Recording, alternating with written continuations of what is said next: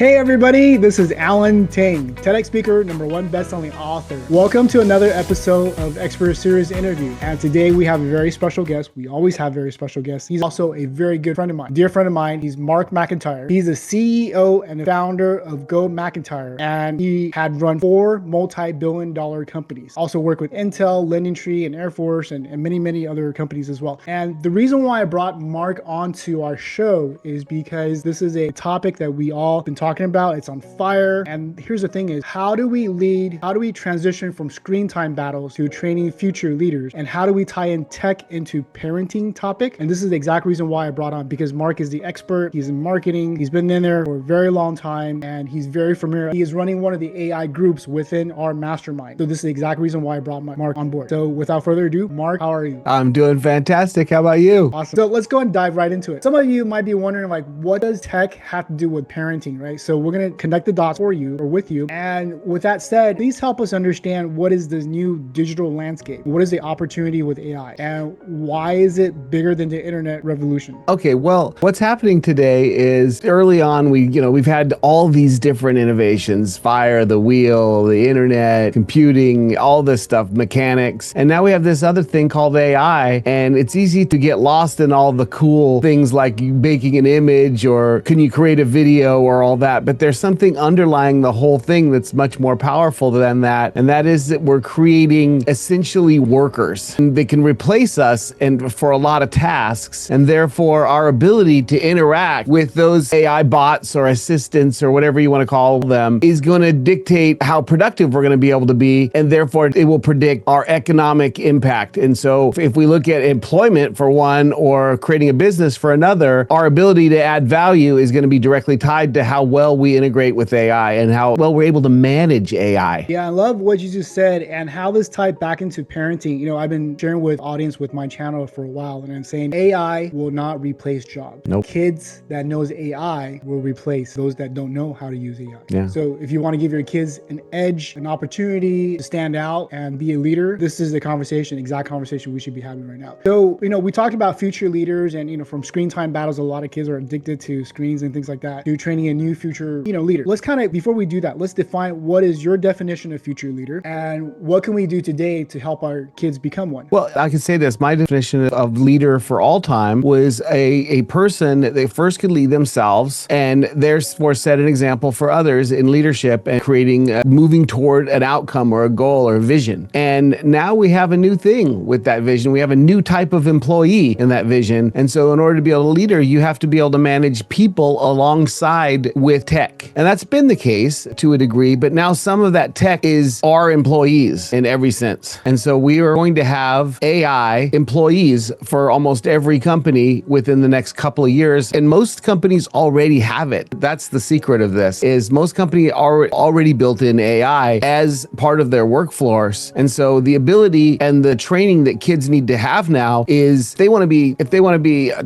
economically successful going into the future, we have to teach them how to manage and treat AI in a way that helps it learn. Because just like we have to teach employees to do a job the way we want to, these are just another kind of employee that has to be taught. So their ability to teach and mentor AI is going to be essential for them winning in the economic workplace. And so it's like we wouldn't not teach a kid about how to manage money or people or relationships. This is just another relationship that's added to the mix, but it's a relationship that's like, it could be 100 or 1,000 to 1 type of scenario, because one human being could be managing thousands of AIs and creating a $1 billion company by themselves, which they very likely will within the next 12 months. It's interesting. I love the analogy that you brought up is like, why will we not teach money management to our kids? And why would we not teach AI management to our kids as well? And then the other thing is, like, because I talked with a lot of parents and other experts as well. Recently, one of the conversations that came up was with, one of my dear friend is a data scientist for T-Mobile, and they just rolled out AI for the entire T-Mobile company, so that especially for customer service, so that they can be even more productive. If they run into a problem with customer service, a customer calls in and complain about their account, all they have to do is go into their own AI, type it up and try to solve the problem. Before, they had to go through like layers of management, right? So the middle management and upper management,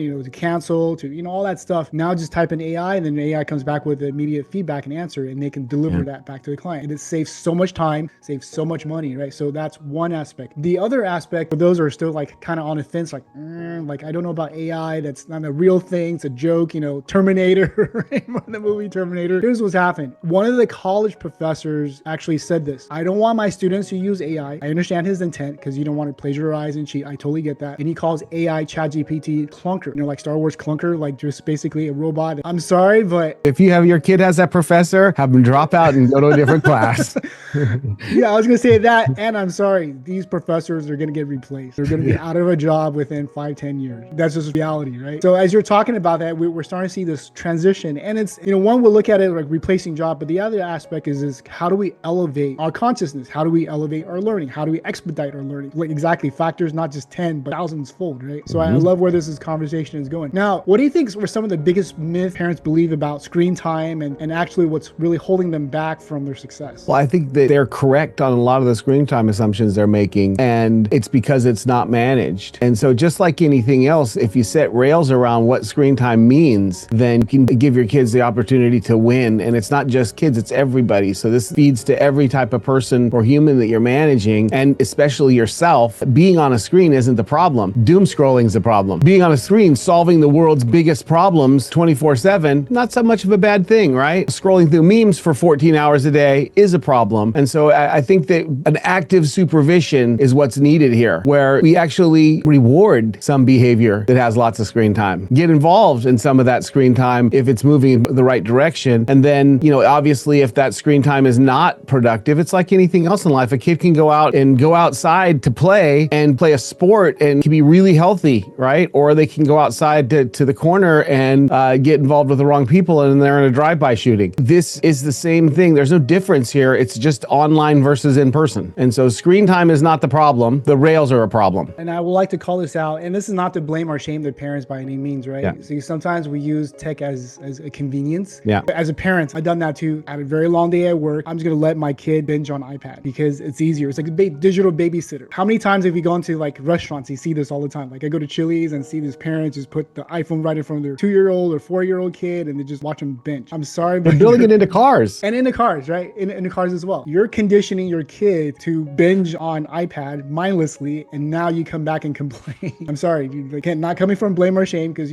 as leaders we speak the truth. But if we really don't speak the truth and we point out this is our kids' fault, I believe it's also just as much as the parents' fault, if not the kids, right? Well, and they need this. They need to do this and if you're a parent and you're still in the workforce, you ought to be on that binging around AI and managing AI with your kids, because you won't be a part of the workforce if you're not able to manage AI. That's really interesting you brought that up, because there's a byproduct of you working with your kids and start learning with AI together. Yeah. Right. So what I'm hearing, 3 things. Let me kind of recap really quick. Number 1 is being tech intentional, binge mindlessly, be very intentional, and that wraps around with your core family value. Right. So whatever your core family. So for us, is creativity, it's resilience, it's authenticity. Those are the guardrails that you talked about. Now every family is different. So that's number 1. Number 2 is be a part of that process. Again, going back to tech intentional. You might not know AI, but it's actually really not that. It's really easy. If you go to ChatGPT and type in like, what is the circumference of the sun? It'll tell you. It might be wrong every once in a while still.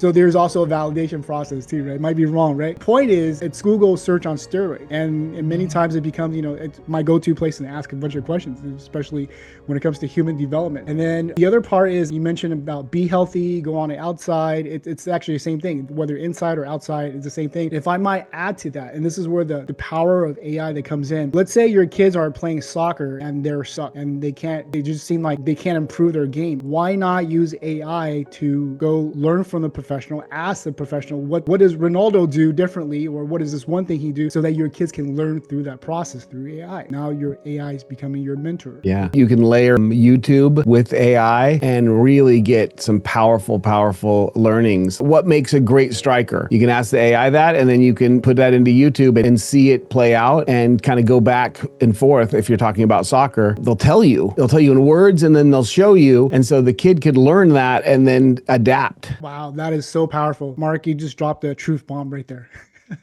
Until then, live purposefully, love passionately, and be the most remarkable parent you can be. We'll see you in future episodes.